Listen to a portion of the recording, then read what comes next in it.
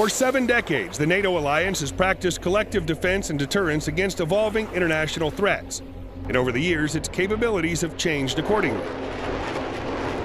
NATO's most powerful weapon, according to Jim Townsend with the Center for a New American Security, is the unity of the alliance. But the individual allies also possess hard-hitting capabilities that could be called upon were it to face high-level aggression. Here are some highlights of the many powerful weapons NATO could bring to bear against Russia.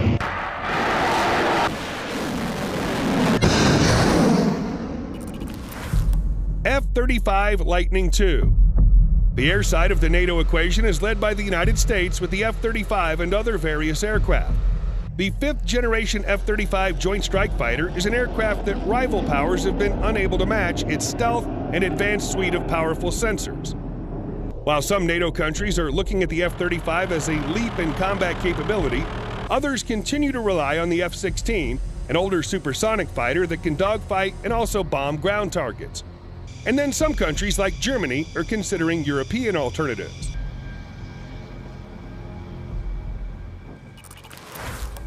Eurofighter Typhoons.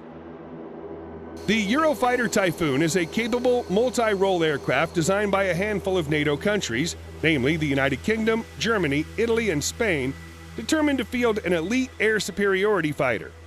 France, which walked away from the Eurofighter project, independently built a similar fighter known as the Dassault Rafale. Observers argue that the Typhoon is comparable to late-generation Russian flanker variants such as the Su-35. While each aircraft has its advantages, be it the agility of the Typhoon or the low-speed handling of the flanker, the two aircraft are quite similar, suggesting, as the National Interest explained, that the Eurofighter could hold its own in a dogfight with the deadly Russian fighter.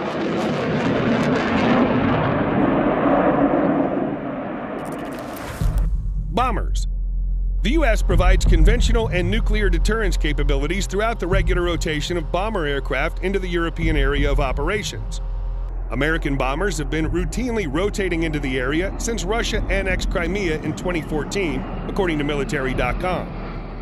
That year, the Pentagon sent 2 B-2 Spirit bombers and 3 B-52s to Europe for training. The B-1B Lancers are also among the U.S. bombers that regularly operate alongside NATO allies. P-8A Poseidon. There's also the maritime posture, particularly as Russia continues to rely on a submarine nuclear deterrent. We need a stronger presence. That's why we're seeing Norway, the US, UK do more with the P-8As, Heather Conley, the Center for Strategic and International Studies expert. Facing emerging threats in the undersea domain, where the margins to victory are said to be razor thin, NATO allies are increasingly boosting their ability to hunt and track enemy submarines from above and below the water. While there are a number of options available for this task, the U.S. Navy P-8A Poseidon patrol plane, which was brought in to replace the U.S. military's older P-3 Orions, are among the best submarine hunters out there. Frigates. Another effective anti-submarine capability is that provided by the various frigates operated by a number of NATO countries. The NATO allies, in particular Italy, France, and Spain, all have frigates that have very capable anti-submarine warfare systems, Brian Clark, the Center for Strategic and Budgetary Assessments. They have active low-frequency sonars that are variable depth sonars, they can find submarines easily, and they're very good against diesel submarines. These forces could be used to target Russian submarines in the eastern Mediterranean and into the Black Sea. Norway and Denmark also have really good frigates, he explained. They can go out and do anti-submarine warfare in the North Sea/Baltic Sea area, and they're very good at that.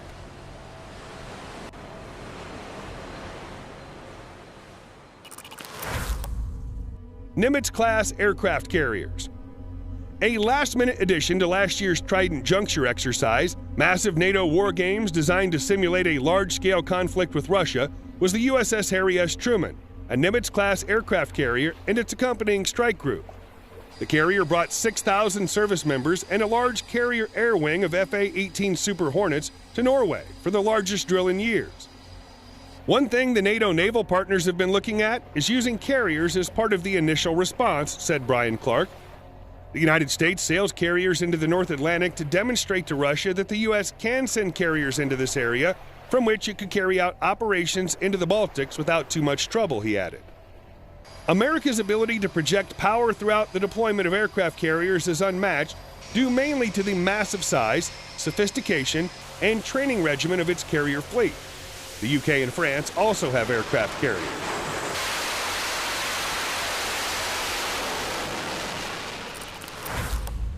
Virginia-class submarines. Virginia-class submarines, nuclear-powered fast attack boats, are among the deadliest submarines in the world. They're armed with torpedoes to sink enemy submarines and surface combatants, and they can also target enemy bases and missile batteries ashore with Tomahawk cruise missiles. These submarines could be really useful to do cruise missile attacks against some of the Russian air defense systems in the Western Military District that reach over the Baltic countries, said Brian Clark. You can really conduct air operations above these countries without being threatened by these air defense systems. So you would want to use cruise missiles to attack them from submarines at sea.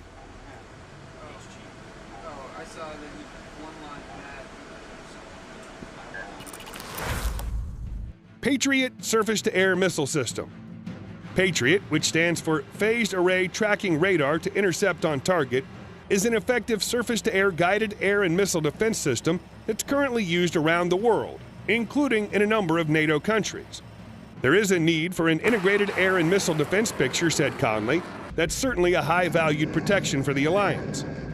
NATO is also in the process of fielding Aegis A-shore sites, land-based variants of the sea-based Aegis ballistic missile defense system that can track and fire missiles that intercept ballistic targets over Europe.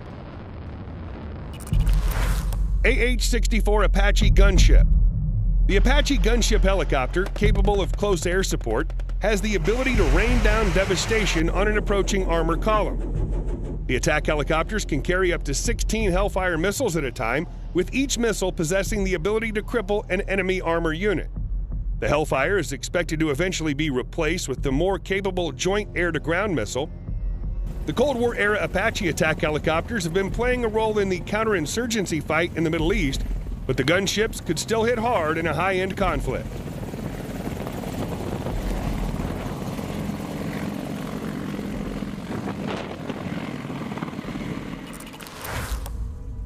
Leopard 2 tank.